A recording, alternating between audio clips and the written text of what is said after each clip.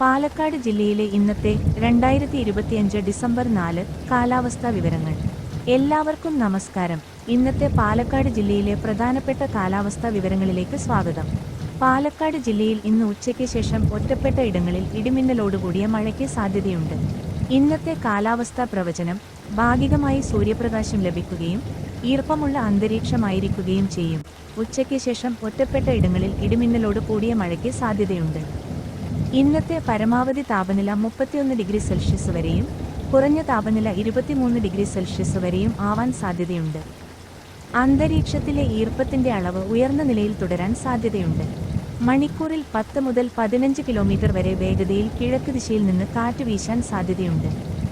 മുന്നറിയിപ്പ്: ജാഗ്രത നിർദ്ദേശങ്ങൾ. ഇടിമിന്നലോട് കൂടിയ മഴയ്ക്ക് സാധ്യതയുള്ളതിനാൽ ഇടിമിന്നൽ ഉണ്ടാകുമ്പോൾ തുറന്ന സ്ഥലങ്ങളിൽ നിൽക്കുന്നത് ഒഴിവാക്കുക. അന്തരീക്ഷ മലിനീകരണത്തിന്റെ അളവ് നിലവിൽ അൺഹെൽത്തി ഫോർ സെൻസിറ്റീവ് ഗ്രൂപ്പ്സ് എന്ന വിഭാഗത്തിലാണ്.